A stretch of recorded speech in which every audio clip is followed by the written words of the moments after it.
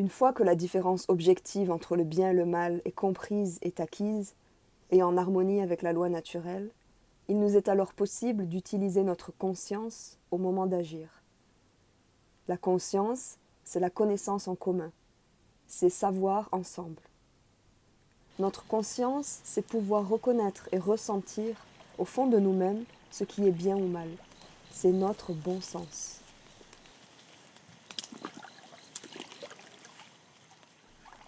Comment vous sentez-vous dans un moment où vous allez faire quelque chose, tout en sachant que vous ne devriez pas le faire? Et comment vous sentez-vous lorsque vous choisissez de faire la bonne chose?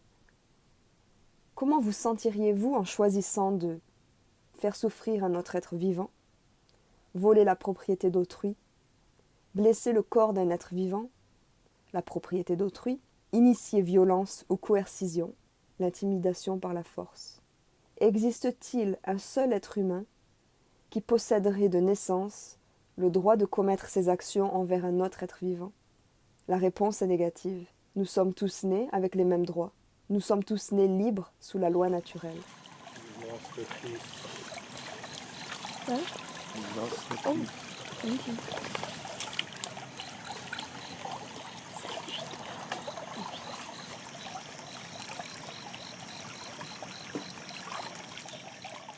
Si aucun être humain ne possède de tels droits, en quoi cela serait différent pour vous?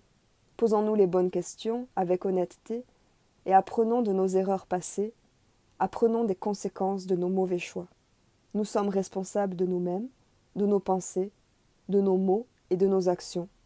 Personne d'autre n'a cette responsabilité, et affirmer le contraire, c'est blâmer autrui pour le travail qui nous appartient et que nous n'avons pas encore fait par manque de courage. Si nous voulons vraiment de nouvelles solutions et des résultats différents, il est indispensable que nous changions nos pensées. Nous avons déjà vu que le changement de soi et du monde actuel ne peut passer que par nos actions.